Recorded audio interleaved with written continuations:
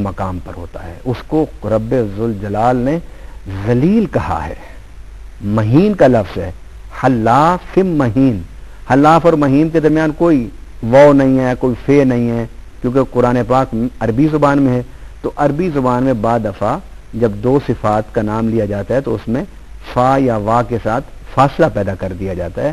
تو گویا رب العالمین نے حلاف اور مہین کے درمیان وا اور فا کا فاصلہ نہ کر کے اس بات کی وضاحت فرما دی کہ جو بہت زیادہ قسمیں اٹھانے والے لوگ ہیں، قدم قدم پر قسمیں اٹھانے والے لوگ ہیں، وہ اللہ کے نزدیک ذلیل ہیں. علامہ صاحب، ہم اسی بات کو کنٹینیو کریں گے اور آپ سے وقفے کے بعد پوچھیں گے کہ قسم اٹھانے والے کا مقصد کیا ہے اور کیوں اس کو ضرورت پیش آتی ہے کہ وہ قسم اٹھائے اور ہمیں اس کا کس حد تک اعتبار کرنا ہے. یہ سب سوال ہم آپ سے پوچھیں گے، لیکن ہمیں جانا ہے ایک چھوٹے سے وقفے پر.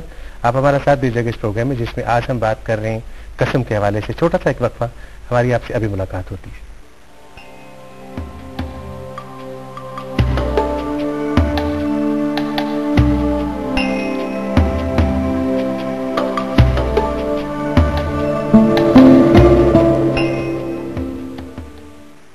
جی، ایک بار پھر آپ سب کو خوش آمدید کہتے ہیں اس پروگرام میں جس میں آج ہم قسم کے حوالے سے بات کر رہے ہیں. علامہ صاحب، وقفے سے پہلے ذکر ہو رہا تھا اس شخص کا جو بار بار قسم اٹھاتا ہے یا جس کو یہ ضرورت پیش آتی ہے کہ وہ قسم اٹھائے. آپ یہ فرمائیے گا کہ جس شخص نے قسم اٹھا لی، کیا ہم اس کا اعتبار پھر کر لیں گے یا پھر اس قسم کو پروو کرنے کے لیے اس کو کچھ گواہوں کی ضرورت ہوگی یا کسی اور چیز کی بھی ضرورت ہوگی، یا ہم پر لازم ہو جائے گا کہ اب اس نے قسم اٹھا لی ہے چونکہ ہمیں اس کا اعتبار کرنا ہے؟ قسم اٹھانے والے کی چند قسمیں ہوتی ہیں. ایک انسان قسم اٹھاتا ہے کسی جھگڑے میں، کوئی لڑائی ہے، کوئی ڈسپیوٹ ہے، اس میں وہ قسم اٹھاتا ہے. ایک انسان ہے وہ قسم اٹھاتا ہے صرف اپنی گفتگو میں، ایک عادت ہوتی ہے قسم اٹھانے کی، عادتاً قسم اٹھانا. اور بعض دفعہ قسم اٹھانے والا قسم اٹھاتا ہے اپنی گفتگو میں صرف اپنے موضوع کی اہمیت کو، اپنی گفتگو کی اہمیت کو واضح کرنے کے لیے. عربی کتابوں میں، احادیث میں اور سیرت کی کتابوں میں نبی پاک صلی اللہ علیہ وسلم، صحابہ کرام، تابعین، تبع تابعین، ائمہ مجتہدین اور بڑے بڑے جو خطبائے اسلام گزرے ہیں، انہوں نے اپنی گفتگو میں خطاب کرتے ہوئے وقفے وقفے سے قسم اٹھائی. جس طرح نبی پاک بڑی پسندیدہ قسم تھی، آپ فرماتے تھے والذی نفس محمد بیدہ، قسم ہے اس ذات کی کہ جس کے قبضہ قدرت میں مجھ محمد کی جان ہے. یہ جو صالحین، انبیاء اور رسل کا ایک اسلوب ہے قسم اٹھانے کا، وہ در حقیقت جو سامنے بیٹھنے والا انسان ہوتا ہے اس کی غفلت کو دور کر کے، موضوع کی اہمیت واضح کر کے، حقیقت گفتگو اس کے ذہن میں اتارنا مقصد ہوتا ہے. یہ تو ایک نیک مقصد ہے، اس میں تو کوئی حرج نہیں.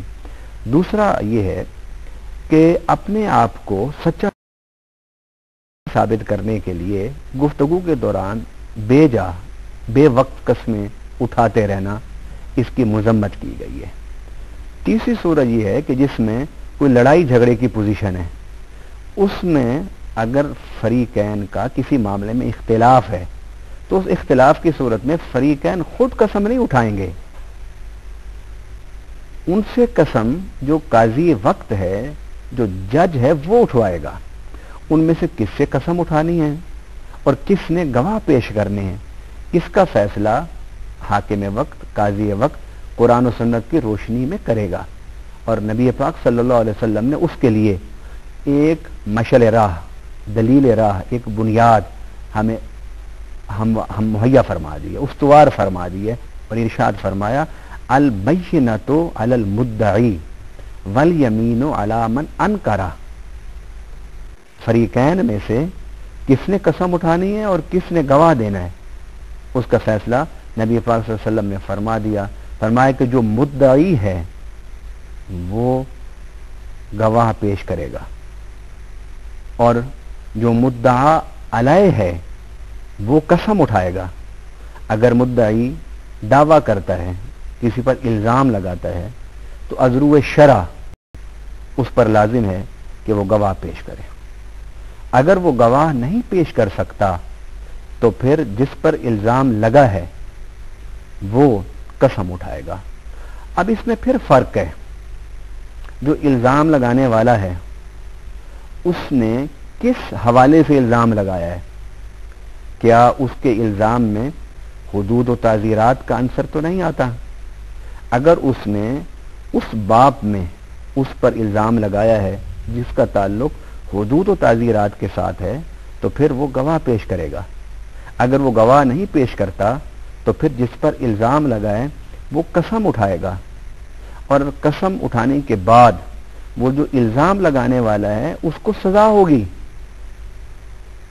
جس طرح حضرت ام المومنین حضرت عائشہ الصدیقہ رضی اللہ تعالی عنہا پر منافقین کے پروپاگنڈے کی وجہ سے جن لوگوں نے اس الزام بازی میں شامل ہو گئے تھے، جب اللہ تعالیٰ نے حضرت بی بی عائشہ الصدیقہ رضی اللہ تعالی عنہا کی برات کا اعلان فرما دیا تو پھر جو الزام لگانے والے تھے ان پر حد قذف جاری ہوئی تھی، 80 درہ، کہ اگر آپ کسی پر الزام لگاتے ہیں اور ایسا الزام کہ جس کے ثبوت کے بعد اس پر حد جاری ہو سکتی ہے زنا کی، اس پر حد جاری ہو سکتی ہے چوری کی، اس پر حد جاری ہو سکتی ہے شراب کی، تو ایسے معاملات میں اگر کوئی الزام لگاتا ہے اور وہ اس الزام کو ثابت نہیں کر پاتا اور مدعا علیہ پھر قسم دے دیتا ہے تو اس کو عذرو شرع اس پر حد قذف جاری ہوگا۔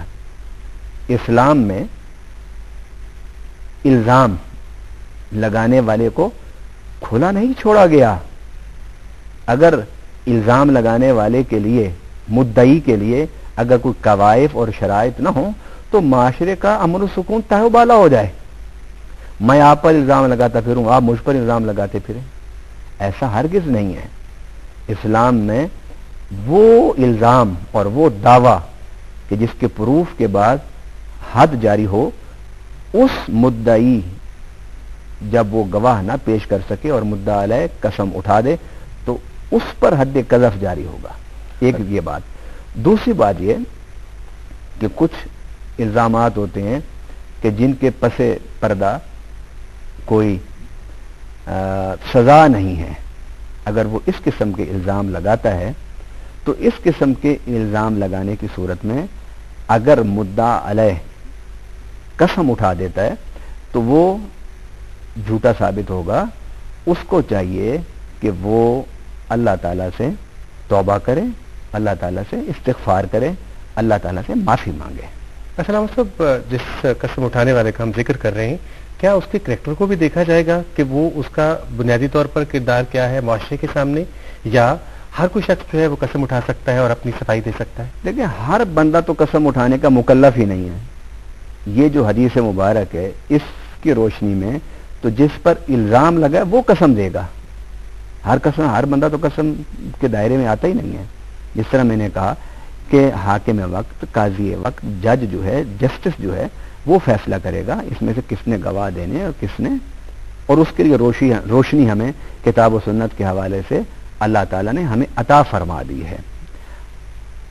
کریکٹر جو ہے وہ قسم اٹھانے والے کا دیکھا تو جائے گا، لیکن قسم اٹھانے تک جو مرحلہ آیا ہے وہ اس قسم اٹھانے والے کی وجہ سے نہیں مرحلہ وہ آیا، بلکہ وہ مرحلہ آیا ہے کہ ایک شخص نے اس پر الزام لگایا اور وہ اس الزام کو ثابت نہیں کر سکا۔ اب اپنی برات کے لیے شریعت کوئی راستہ تو دے گی نا۔ اگر میں آپ پر الزام لگاتا ہوں یا آپ مجھ پر لگاتے ہیں